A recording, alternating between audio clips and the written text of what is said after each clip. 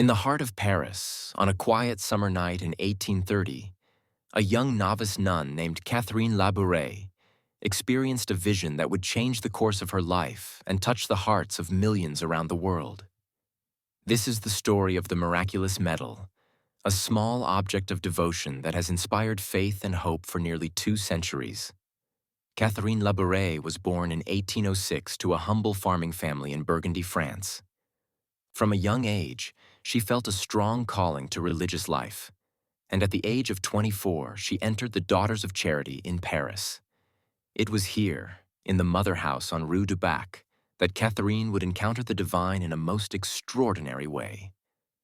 On the night of July 18th, 1830, Catherine was awakened by a child's voice calling her to the chapel. There she witnessed a remarkable sight: the Blessed Virgin Mary, seated in a chair near the altar. Catherine approached and knelt beside her, resting her hands on Mary's lap.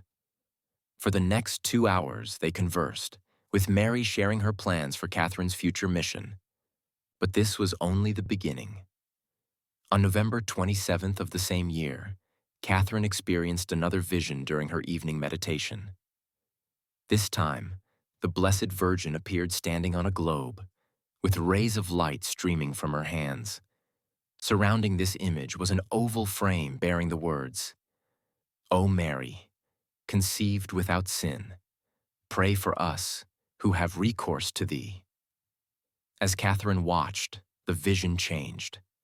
The oval frame began to rotate, revealing a new image on its reverse side. There, she saw the letter M surmounted by a cross, with 2 hearts beneath, one crowned with thorns, the other pierced by a sword. A voice instructed Catherine, "Have a medal struck after this model. All who wear it will receive great graces." Catherine shared these visions with her spiritual director, Father Jean-Marie Aladel. Initially skeptical, he eventually became convinced of their authenticity and sought permission from the Archbishop of Paris to have the medal made. In June 1832, the first 1,500 medals were struck and distributed throughout Paris. The effects were immediate and astounding. Reports of miracles, conversions, and healings began to pour in from those who wore the medal with faith. It quickly became known as the Miraculous Medal, a name that has endured to this day. The medal's popularity spread rapidly, not only throughout France but across Europe and eventually the world. One of the most famous conversions attributed to the Miraculous Medal was that of Alphonse Ratisbonne, a young Jewish banker. In 1842, Ratisbonne reluctantly agreed to wear the medal as a challenge from a Catholic friend. Soon after, while visiting a church in Rome, he experienced a vision of the Virgin Mary similar to that on the medal. This profound experience led to his conversion to Catholicism and his eventual ordination as a priest. Despite the growing fame of the Miraculous Medal, Catherine Labouré remained largely unknown. She had requested anonymity, desiring to live out her vocation in humble service.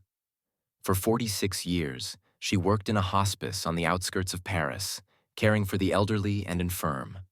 Only in the last months of her life did she reveal to her superior that she was the sister who had received the visions of the Miraculous Medal. Catherine Labouré died on December 31st, 1876. When her body was exhumed in 1933 as part of the canonization process, it was found to be incorrupt.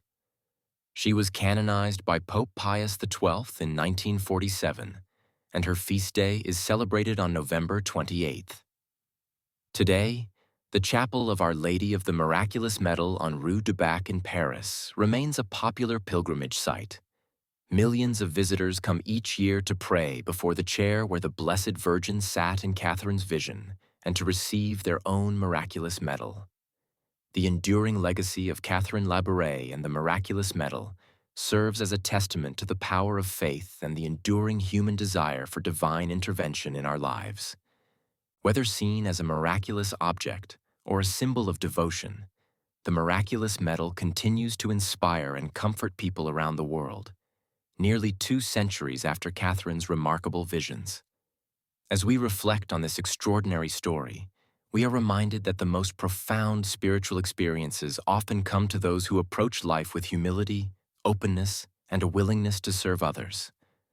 Catherine Labouré legacy invites us all to consider how we might open our hearts to the unexpected and find meaning in the seemingly ordinary moments of our lives.